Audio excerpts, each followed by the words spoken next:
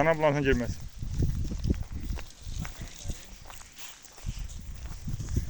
Ha, Qulu kardeş bunlar ikisi balalıdır.